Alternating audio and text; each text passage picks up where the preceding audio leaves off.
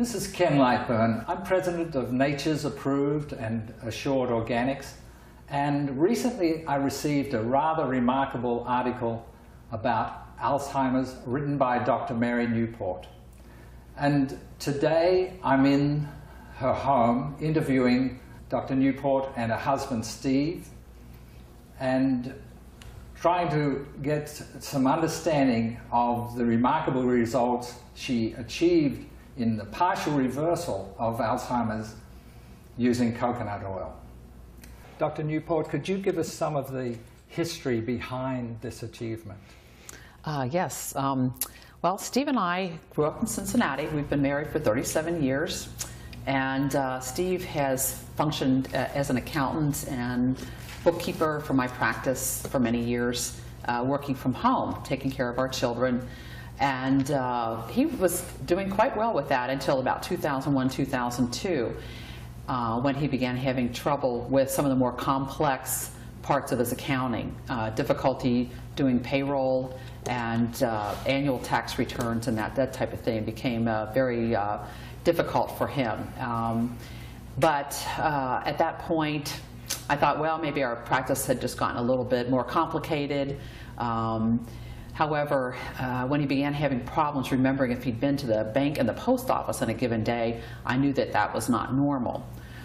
So we got him to a physician to evaluate him, and the doctor at that time felt that most likely he had a problem with depression, and Steve was depressed at that point. Tried antidepressants, but we continued to see him worsen over time, and right around 2003, we moved from Dunedin in Florida to Spring Hill. I was opening up a new neonatal intensive care unit here. Steve had great difficulty learning this very small town, which has very few north, south, east, west arteries. He had never had a problem with that before. He could always follow a map, but he had considerable difficulty with that. And he also started spending many hours out in his garage looking for something. At the beginning of the day, he would decide he needed to find like a hitch for his truck, and when I would come home in the evening, he would still be looking for it. And what age was he when this happened? At this point, he would have been about 53. So this is early onset Alzheimer's. It's early onset. Under age 65 is considered early onset Alzheimer's disease. Right. So we got him to a neurologist at that point. I called our local Alzheimer family organization to get a recommendation, and we saw a neurologist, and he did a complete evaluation on Steve, including an MRI, which was actually normal at that time. It ruled out things like vascular dementia, strokes, other things that might cause these problems. And some blood work, but one of the tests that he did at that point was called the mini mental status exam, and this is a 30-point test. It tests for very common items related to memory, your location, orientation in time, those types of things, following instructions, writing out a full sentence, those types of things are on the test. And a perfect score is 30, and Steve scored only a 23 at that time. Well, you and I and the average person would score 30. These are not difficult questions. So the neurologist felt that he did in fact have some type of dementia. These doctors want to see progression in the disease, worsening of the disease, before they want to label it as Alzheimer's disease, and they want to rule out everything else. So he continued to evaluate Steve periodically, about every 6 months.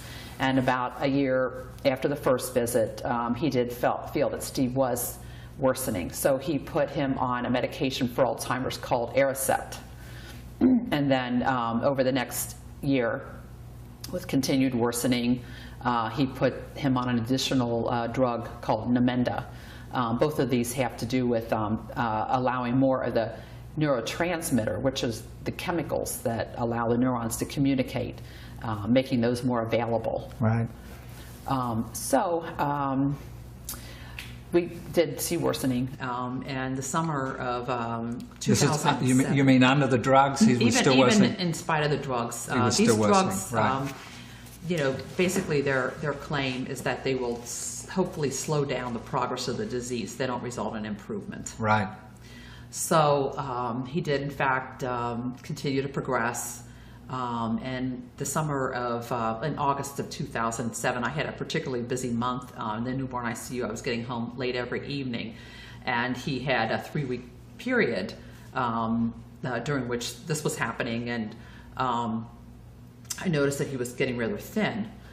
He had always been able to cook for himself, get himself food when I was gone. Had not been a problem, but I got him on the scale and he had lost 10 pounds over a period of about 3 weeks. Wow. Sorry. So I realized, when I would come home from work, I would ask him, have you gotten anything to eat? And he would say, oh, yeah, no, I'm fine. No, I'm not hungry.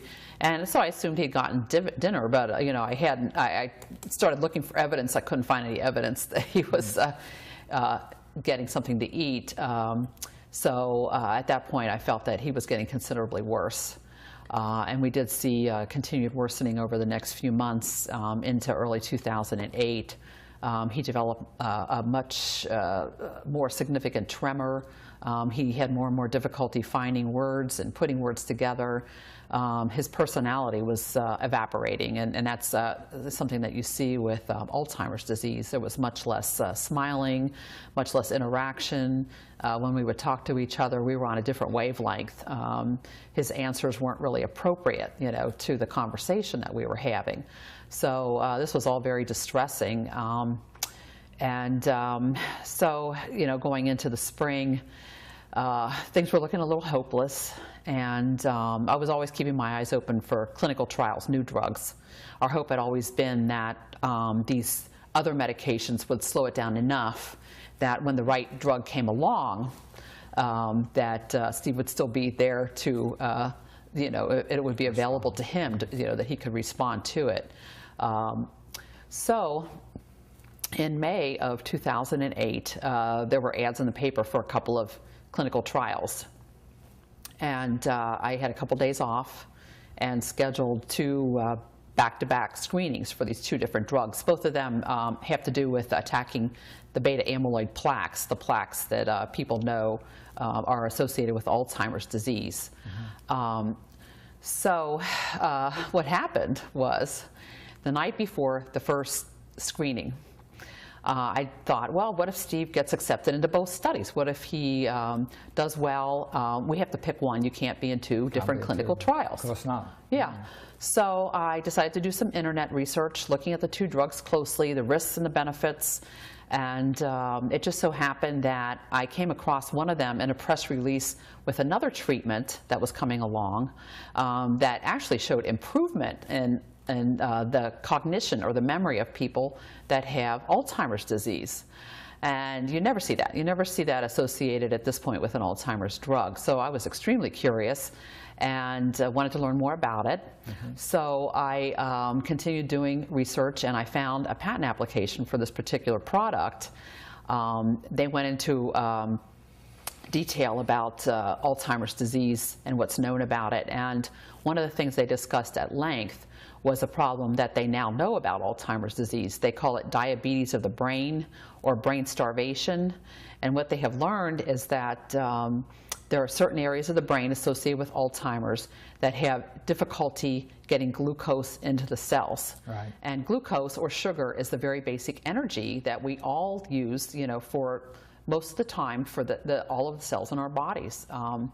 And what happens with Alzheimer's is that there's something going on with the insulin receptors. You need insulin to get glucose into a cell, and you need insulin receptors to act normally for that to happen too. Mm-hmm. And there's a problem with those receptors, and glucose cannot get into the cell. Mm-hmm. So the cells start dying off, and they think this happens at least 10 or 20 years before you start seeing symptoms. People that are headed for Alzheimer's with perhaps a genetic disposition could be on the downward path for 10 to 20 years? 10 to 20 years. It could be even longer. They've even seen terrible. In their 30s, they've looked at PET scans of people that have a certain genetic profile, and that they see decreased metabolism of glucose even at that point in some of these people.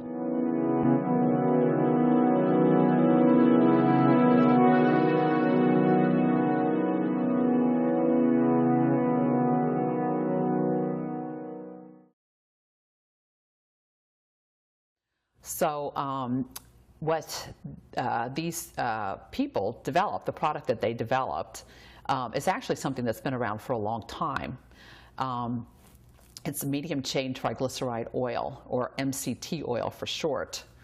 And it's been known since the 1960s, or maybe even sooner, that the liver metabolizes medium chain triglyceride oil to ketone bodies. And ketone bodies are very simple molecules that your cells can use as an alternative fuel. Dr. George Cahill in the 1960s discovered that the neurons can use ketone bodies as an alternative fuel to glucose. And this has a lot to do with why we were able to evolve as a species. During times of feast, we would build up carbohydrate or glucose stores in our body and add fat to our bodies. And during times of famine, when there was no food for days and days, you would first use up your carbohydrate stores, your glucose stores, and then switch over and start burning fat and making it to ketone bodies. And the ketone bodies go directly into the brain circulation, and the brain can use them as a fuel. So your body would basically switch over from using glucose to ketone bodies. Right. So what these people, they looked at this biochemical fact, and it occurred to them that if people eat medium chain triglyceride oil, they will have ketones circulating. Well, this fits in, by the way, with weightlifters use medium chain triglycerides often just before they perform, because it gives them a burst of energy to enable them to lift heavier weights. Yeah, that's true. So it's feeding the muscles as well as the brain. Right, and much of it is converted directly to energy instead of being stored as fat. Right, the liver processes it straight away. Right, to energy. So the thing is, in this country, we're using oils that don't contain medium chain triglycerides normally. Right. Soybean oil, olive oil does not, safflower, none of the peanut oil, none of the common oils that we use contain medium chain triglycerides. Right. However, what I learned from this patent application is that medium chain triglyceride oil is derived from coconut oil. Right. Well, when I read that, I knew I'd seen coconut oil in the health food stores, and it just set me off on a frenzy of research that particular night. I looked online about coconut oil. I had to remind myself which are the short and medium chain, long chain fatty acids. I figured out from a nutritional breakdown of coconut oil that it was about 60% medium chain triglyceride oil. And looking at the dosage that they used for their studies, which was about 20 grams of medium chain triglyceride oil, I figured out that about just a little over 2 tablespoons of coconut oil would give you 20 grams of medium chain triglyceride oil. 2 tablespoons, that's not a little big over. dose. It's not a big deal. It's not a big deal. Unfortunately, that night, it was too late. It was about 1 a.m. at the point that I thought I have to go to sleep. We had a 9 a.m. appointment in St. Pete, but there was no way to get coconut oil before that. Right. So we went on down for the screening for Steve. And he had an MMSE done at that point. And the very disappointing news was that he needed to have an MMSE of at least 16 to qualify for the study, and he only scored a 14. A 14. So this is compared to a normal of 13. He was at the 14 level. At the 14 level, which is getting quite down in the low moderate range. Yes. So he did not qualify, and we were very shocked, very disappointed. Yes. The doctor there said, well, let's evaluate him a little bit further while you're here, and we'll talk. She spent a considerable amount of time with us. We really appreciated that. And she said, let's do this clock study. It's very specific for Alzheimer's disease. So she asked Steve to draw a clock. And it was, you or I would not look at that and see that this is a clock. And Steve later said that he really could not even picture what a clock looked like at that point. Several random small circles and several numbers, not even 1 through 12. And the physician took me aside, and she said, he's getting a little worse than moderate. He's starting to get into the severe range. So we left very distressed. We knew there was a screening the next day. There was still a little hope there that maybe he would get into that drug trial. It happened to be a vaccine to remove beta amyloid from the brain. I recalled that I had seen coconut oil at a health food store. I had always wondered, why is coconut oil there? There's some misconceptions about it. Sure. And so we stopped at the health food store. I thought, what have we got to lose? You know, we're going to try this. In the patent application, the studies that they did showed that about half the people, almost half, 47%, had an improvement in their cognitive scores, their memory scores, over the period of time that they tested, and the other half declined very slightly. So I felt, well, this is something that could improve them and perhaps at least stabilize. And you know, I felt like, okay, we can live with where we're at now. Even if he stays the same, you know, we can live with this. So, you know, what have we got to lose? We're going to try this.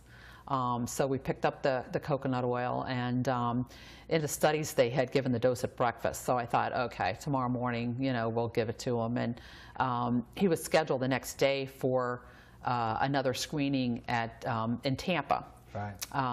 And this was at 1 in the afternoon that he was scheduled. So I went ahead and put just over 2 tablespoons in his oatmeal.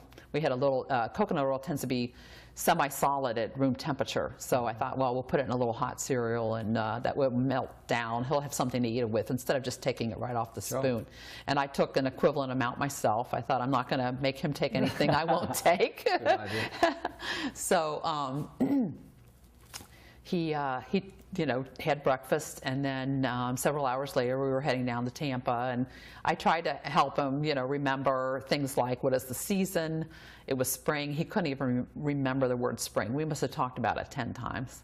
He could not come up with the word over and over. And the month, you know, the date, things like that, he couldn't remember. The last time we had been there, could not remember the town, the county, you know, even though we'd been there many, many times. Right, but you later found that it takes approximately 3 hours for the coconut oil to have an effect. Right, right. So that explains why, you know, a couple hours later we weren't seeing anything. But what happened when he got there for the test, they took him away to do the MMSE. And when he came back, he was actually kind of disappointed. He said, I don't think I did very well. And but the research assistant came in, and she started taking his blood pressure, and she talked about drawing blood. And I said, well, what's going on here? How did he do? And she says, oh, didn't he tell you? He got an 18. So he went from 14 to 18 the very next day. In one day? In one day. With 2 tablespoons of coconut oil. Right. And that's astonishing. And it kicked in. His memory kicked in. He remembered. His memory kicked in at that point for the test. Right, right. He remembered it was spring. He knew he was in Tampa, in Hillsborough County. He knew he was at they named the building he was in. He knew what floor he was on. You know, things that he could not recall at all. Marvelous. You know, for the previous test. Absolutely marvelous. So he qualified for that study, and Wonderful. We were ecstatic. Yes. And at that point, I didn't know for sure, was it coconut oil, or was it pure luck, or you know what happened. I wasn't 100% sure. So I thought, but we're going to continue this. Right. And I had read in their application that some people did improve the very first day, the very first time they took it. So I thought, okay, well, he's perhaps one of these people. So we're going to keep this going. And the next few days, I did continue to give it to him for breakfast. And then I started researching everything I could get my hands on about coconut oil, looking for recipes. Basically decided that maybe we'll convert over or do a little more of our cooking, you know, at other meals, you know, with coconut oil, adding it to that. And so I started researching ketones, and I came across the name of Dr. Richard Veach.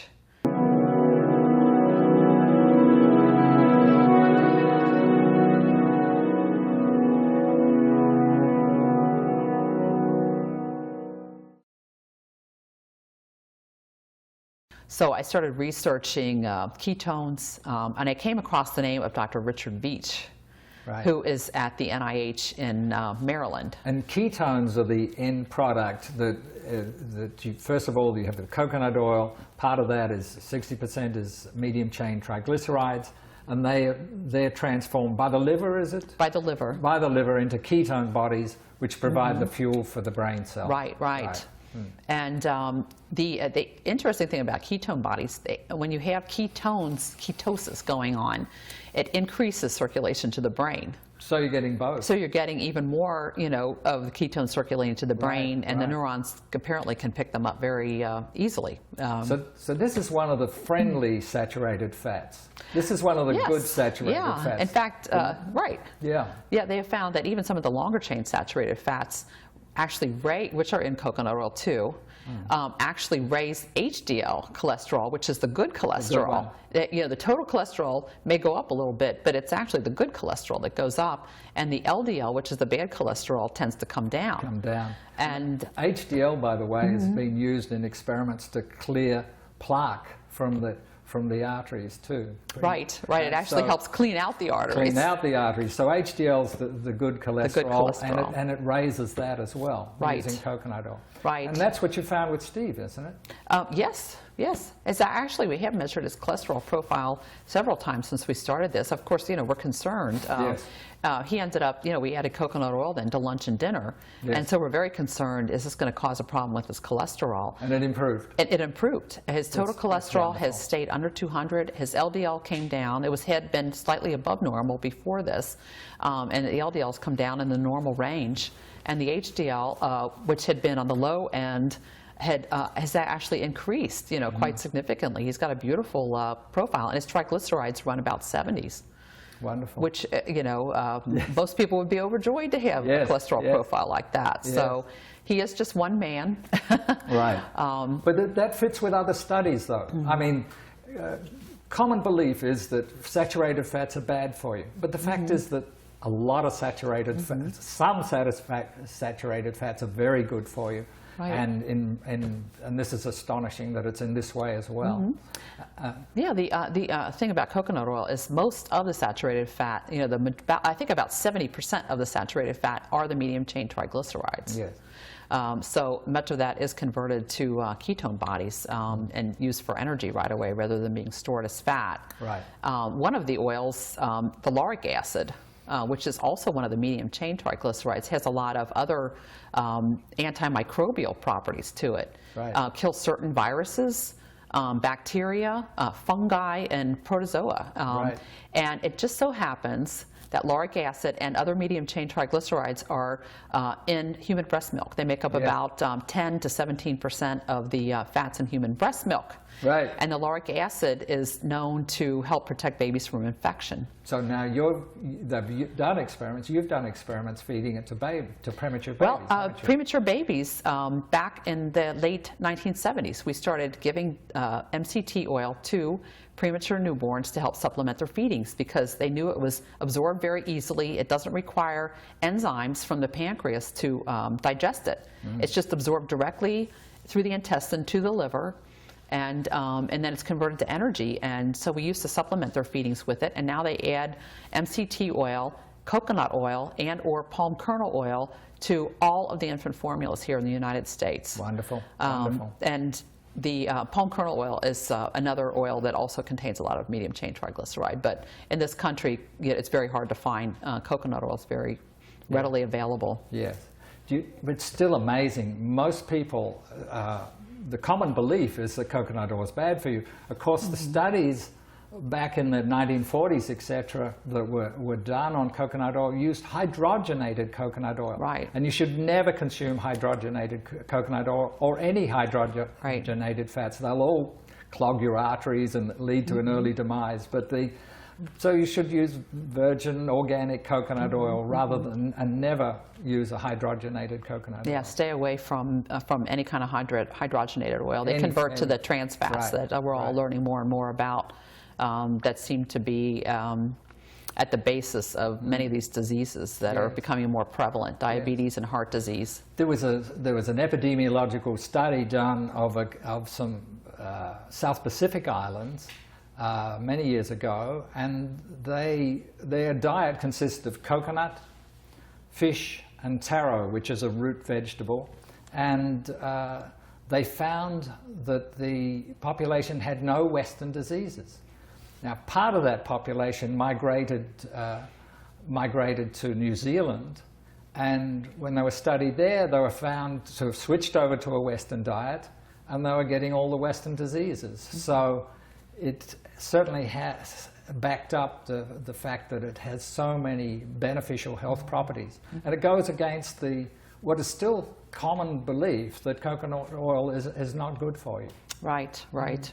I think back in the 1950s, there was a big push to get certain brands of shortening that were very stable, that happened to be made with hydrogenated oils on the market. And coconut oil was one of the main competitors. Coconut oil is very stable at room temperature. It can stay at room temperature for at least 2 years. And it has a very long shelf life. The whole point of hydrogenating these other oils is to create a very long shelf life. So coconut oil would have been the big competitor, and tariffs were put on coconut oil at that time. It was coined as the artery clogging fat at that time. Right. And that's become a prevalent myth in our society today.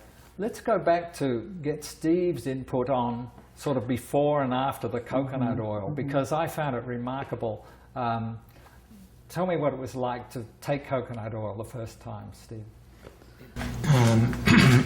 It energized me. It just came me alive.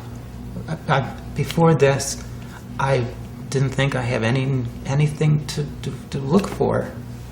And you said at one stage that it was like switching on a light. Oh, exactly. Yeah, I was. And that was within 1 day. In 1 day. In 1 day, you felt better and healthier from it. Yeah. That's amazing. And I couldn't imagine how it did so fast. No. And then my mom started using it. Really?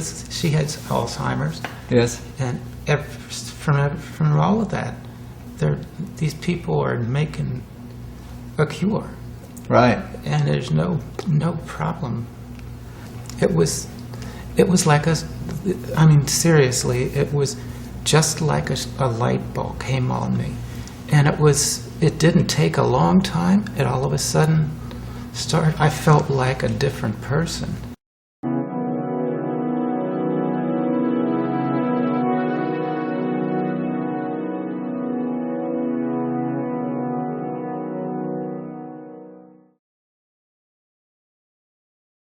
I felt like a different person because I hadn't had that feeling of that way at all. And you were saying how his personality. Tell a story about his personality. I think that's amazing too. Yeah. Steve, one of the things that happens with Alzheimer's is the personality just slowly evaporates. And the person that you know as your husband or your mother or your father just kind of slowly disappears. They start to appear, seem lost. Conversation disappears. The animation in the face disappears. I was feeling a lot more like Steve's evil stepmother than his wife in the winter of 2008, before this happened. I had to make him take his medication. I had to make him eat, and he wasn't happy about that. We couldn't bounce things off each other like we used to, talking about things. And when we continued the coconut oil, I decided we're going to keep this going. By about the 4th or 5th day, what we saw was a huge difference in Steve's personality in the morning. He had been very confused, very lost, extremely slow, couldn't find a utensil to eat, couldn't get water. And what we saw, he would come bouncing out of the bedroom, alert, talkative, making jokes, smiling, laughing.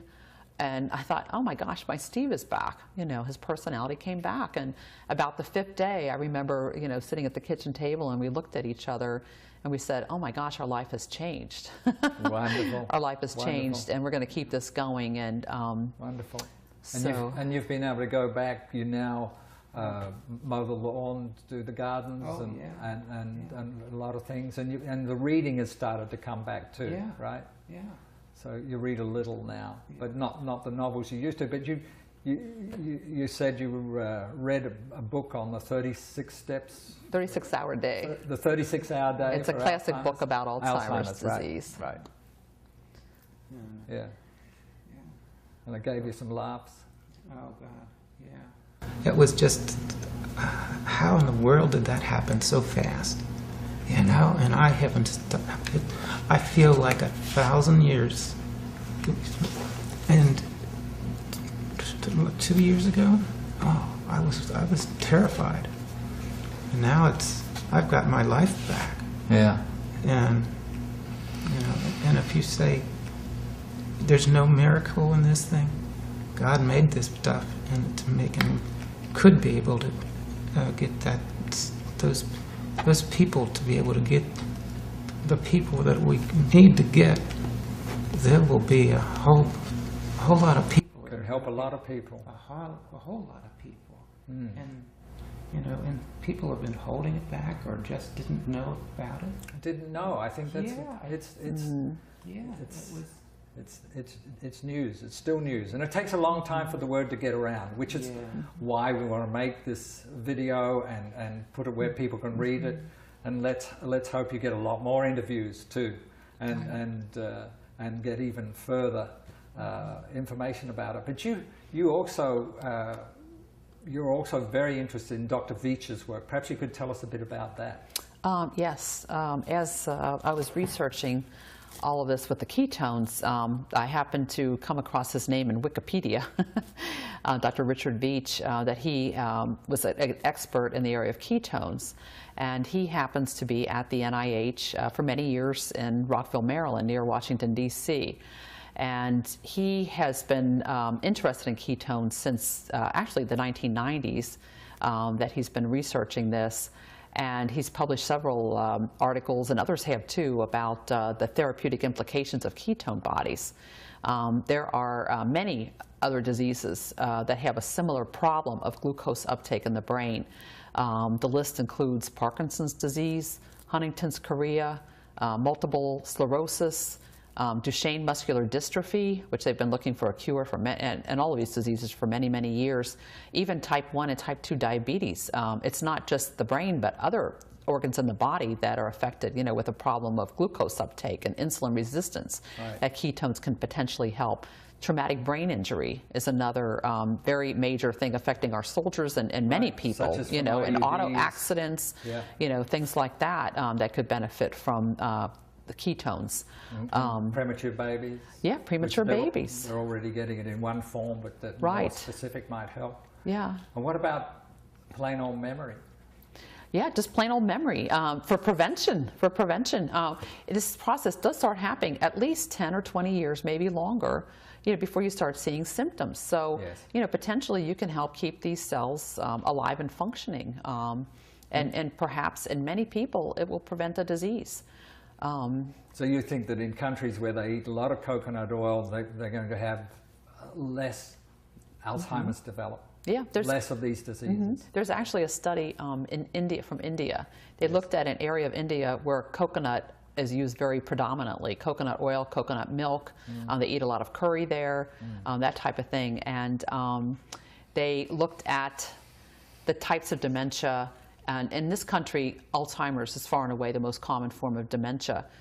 In that country, it's 2% of their dementias is Alzheimer's disease. Really? In that, right, only in that 2%. part of India, only 2%. I see. I thought that was most interesting. Alzheimer's is very uncommon in the Philippines, for example, where they're one of the largest producers of coconut oil. And consumers. And consumers. Right. They have low rates of cardiovascular disease in that country as well. Yes. Yeah. We actually get our coconut oil from the Fiji Islands. Ah, yes. So back to Dr. Veitch, I started calling him. I had a million questions. I didn't really even tell him at first what I was doing with Steve, but I had a lot of questions about coconut oil and medium-chain triglycerides and ketones, and about this product that was going to be coming out. We discussed that, and he was very kind. He answered, you know, all of my questions.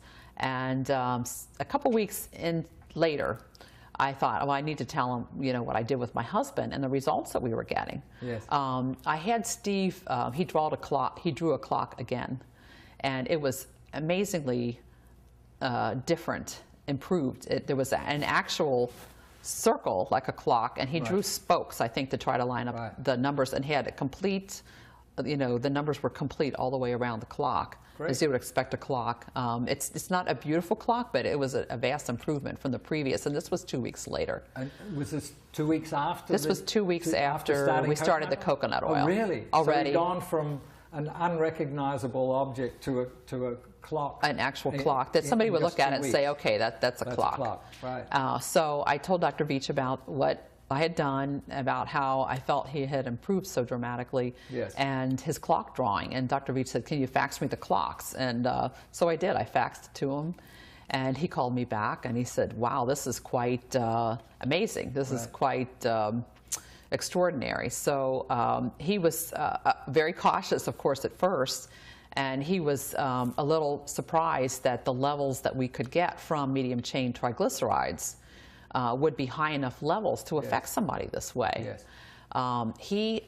Dr. Veach is making one of the ketone bodies, beta-hydroxybutyrate is one of the prominent ketone bodies, and he is able to synthesize this in his lab. Right. He's been able to make it for several years now, and he is hoping to study it in humans. He's been testing it in mice so far, and right now he is doing toxicity testing in humans. He has gotten funding to do that. And so far they're going well. So far going very well. He's getting levels in people 10 times higher than what we can possibly get with the oil by ingesting the oil. So that's something without to really any look adverse forward effects. To. If his ketones became available in the future, that might have some another step of improvement. That'd be great. I think there's a good chance that people could improve even more dramatically. And how long do you think before that's available? Well, if it moved along nicely. If it moved along perfectly, it would probably be at least 4 years or so before it would actually come to market after studies and getting FDA approval. Yes.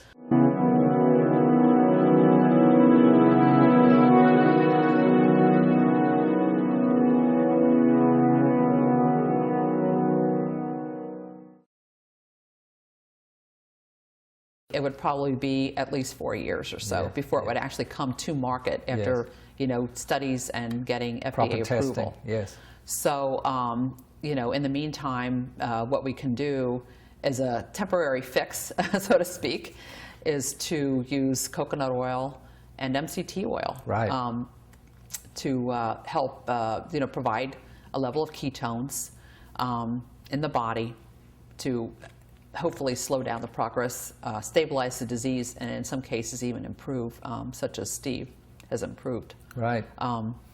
Steve, in 2008, shortly before, in conjunction with the screenings that we were doing, he had another MRI. And he had the normal MRI in 2004. Well, this time he did have considerable atrophy in the brain, considerable shrinkage in the areas that are associated with Alzheimer's disease. The hippocampus and the amygdala, and even the frontal and parietal lobes were quite shrunken already.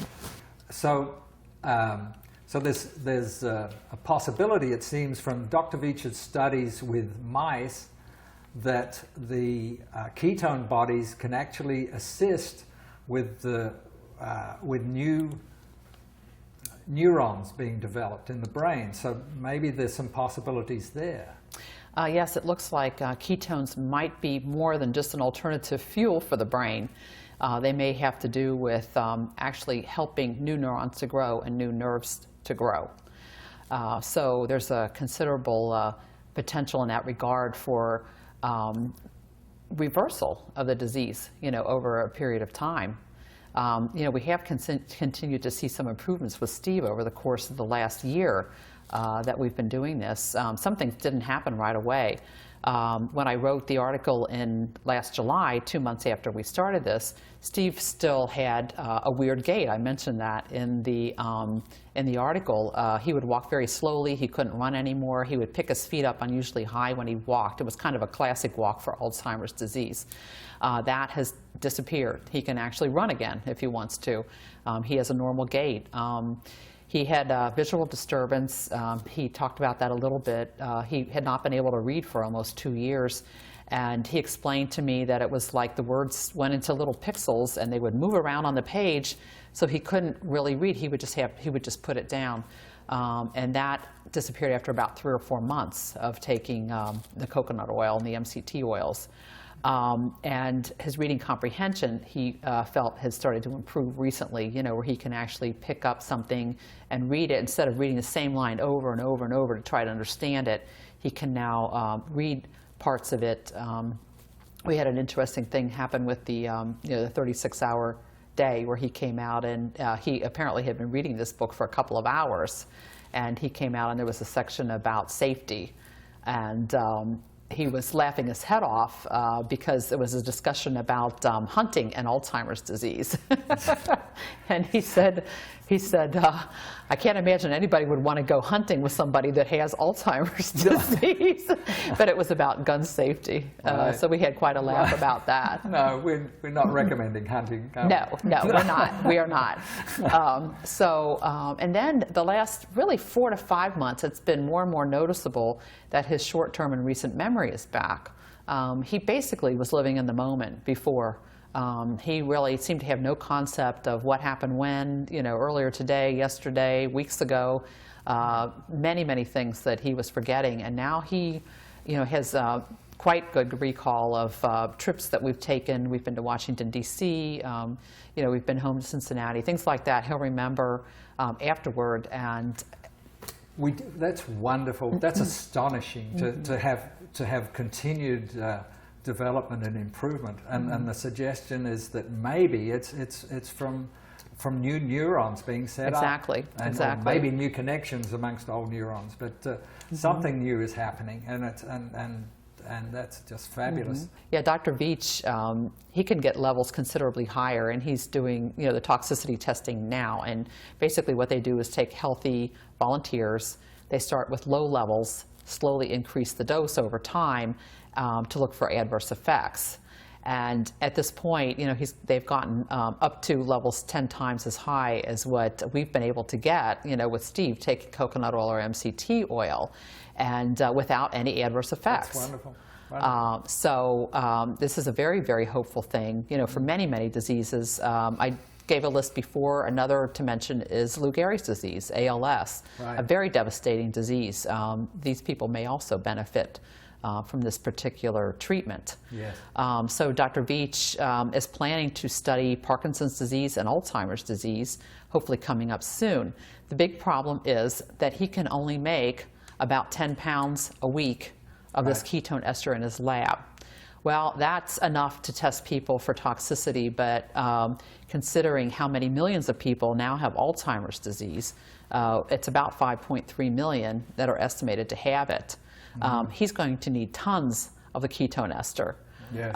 He's going to need a facility to make it in large enough quantity to study it. So he's looking for financiers to build a large facility, and he'll be looking for that almost immediately after his human trials are finished. Exactly. After the toxicity studies are done, then in order to be able to study a disease such as Alzheimer's, you need to study thousands of people, really. So he'll need a larger plant even for that. Right. He'll need a large plant just to do the studies. So it's going to take a lot of money and some time yet before the full benefits are had from that. Right, right. From that ketone body. And it's going to take a process. It's going to probably take several years, before it would come to market.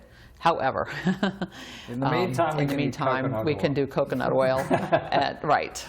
Right. Well, I find my tennis improves and I feel more alert when I increase my. Since reading your article, I've increased my consumption of my own coconut oil. So yeah, right, right. I was using it before, now I'm using more of it. Yeah. I think for prevention, I have Alzheimer's on both sides of my family. Oh, really? So I feel that I'm high risk, and our children are very high risk for this. So I'm using it for prevention. Yes. I myself eat probably the equivalent of 3 or 4 tablespoons a day of coconut oil. We incorporate it into our cooking. We've basically eliminated most of the other oils and fats from our diet, and have gone to mostly using coconut oil. And we've enjoyed it. It's wonderful. There are wonderful recipes out there. There are recipes on your website. Recipes on yours. Yeah, there are some little books, written about with coconut oil recipes, and a lot of people are working on it now. A lot of people who are doing this. I should also mention that I've had quite a few people over the last year contact me. In October of '08, the St. Petersburg Times here ran an article about it, and it went viral on the internet, so to speak. It got into many newsletters, and I've had very many people contact me for questions, but I have a file folder that's about 2 inches thick now of people who have emailed me or written me letters telling me how their loved one has improved already. After starting to take so this has coconut moved out oil. from being a one case study with many observations of that one case to what? To dozens and dozens. Dozens and dozens. And then I've read on message boards, you know, there are some message boards for people who have family members with Alzheimer's. Right. So and there are discussions on these message boards, Right. lengthy discussions going on page after page after page of people that are trying this, that are having some results from it. Right. So it is beyond just Steve. It would be wonderful if coconut oil could be studied as, you know, a clinical trial in and of itself. But it won't happen because you can't study a natural food, and only the government could afford to do that. Right, right. And A drug company is not going busy to. with other expenses right now. A drug company is not going to study coconut oil. It's already there. It's already on the shelf. Right. So, you know, my personal feeling is there's no harm in trying this. This is something, an oil that millions of people in the world use now. They have for millennia. I mean, maybe for millions of years, as far as we know. That you know, our species evolved most likely in areas that the coconut was prominent.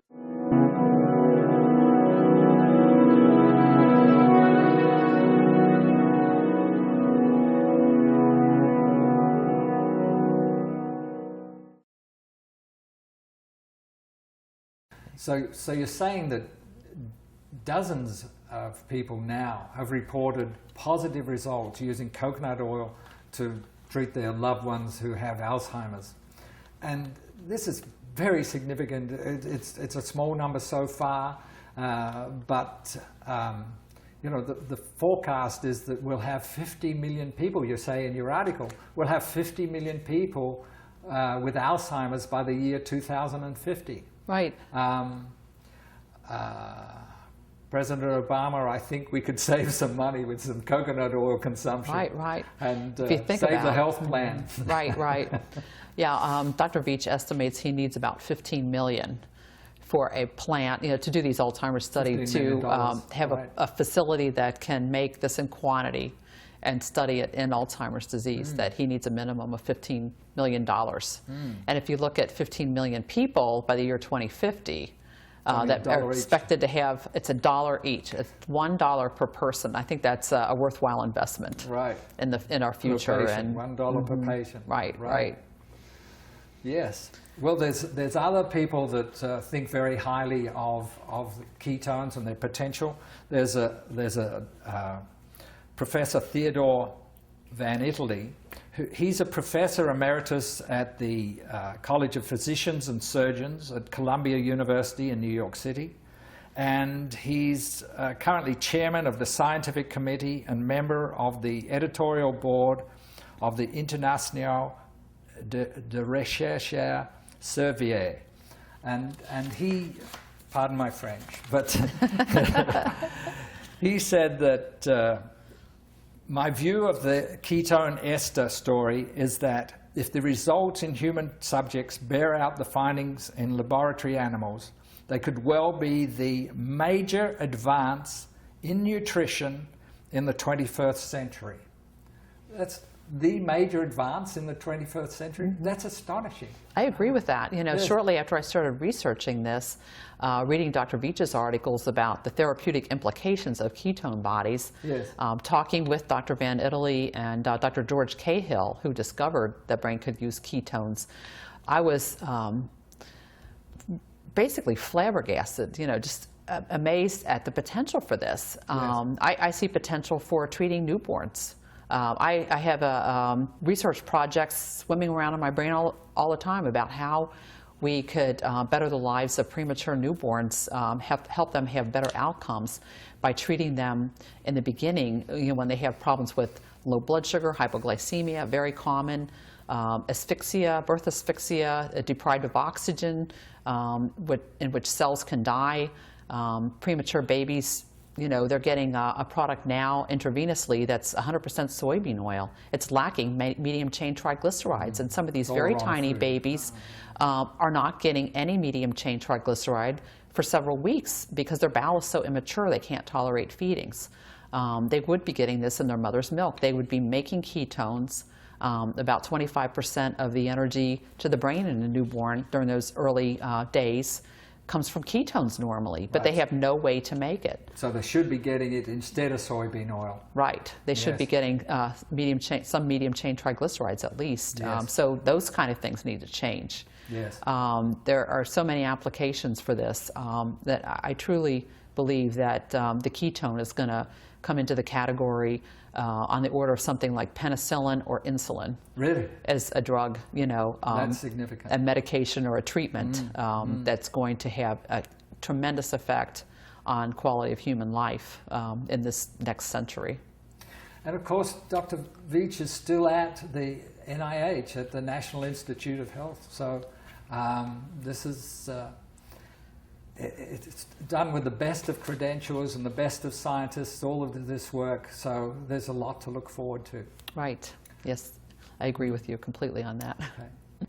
In summary, then, you've worked with Steve very closely, and you found that the normal medications weren't able to reverse the Alzheimer's at all, that his testing became more and more critical, that clock drawing, that his MMSE became a lower level, and then you got a sudden improvement with the use of coconut oil, that his MMSE improved, that his clock drawing improved, and that there's been a gradual improvement since then, even though he's not back to his pre-Alzheimer's days. You can still hope that he'll move closer to that. And you also see great hope with the ester bodies being developed and tested by Dr. Veach, and there's increasing evidence, from dozens of people that are trying it on their Alzheimer's, their relatives with Alzheimer's. So what would you say I mean, we had a particular reason for getting together today. Right. How would you summarize our purpose in being here today? Right. Literally over the last year since my husband, had this response to coconut oil, I've been on a mission to get this message out to as many people as possible. At first I felt like I lived in a parallel universe where I knew something that nobody else knew. Yes. It was quite an amazing feeling, and I felt that I needed to get this message out to people so that they could know about it and at least have the opportunity to try it. I felt like, what have you got to lose? So I've been on a mission since then to help spread that message to other people. And the other whole point is to try to get funding for Dr. Veach's research. This is so promising. It can't be ignored. It can't be ignored. It has to continue, for people like Steve and so many people. Almost everyone you talk to either has a family member or knows someone who has a family member with Alzheimer's disease. It's so prevalent, and it's just going to get worse and worse. So his research has to go on. He's getting up there in age. The other researchers you mentioned that we talked about are getting up there. This research cannot die with them, so to speak. It has to continue. So it's very important. It's urgent, that he get the funding as soon as possible, so that he can study this disease, and we can keep millions of more people dying from it, and save many, many, many trillions of neurons in the process. In the meantime. Yes, that's wonderful. Thank you very much for allowing me to interview today, and it's been a revelation, and I hope that we can get the message out to a lot of people. Mr. Lightburn, I want to thank you so much today, and your company, Nature's Approved and Assured Organics, for making this film to help this message get out to the millions of people who need it, and also to help get funding for Dr. Veach's research. You're very welcome. Thank you so much. You're very welcome. Thank you.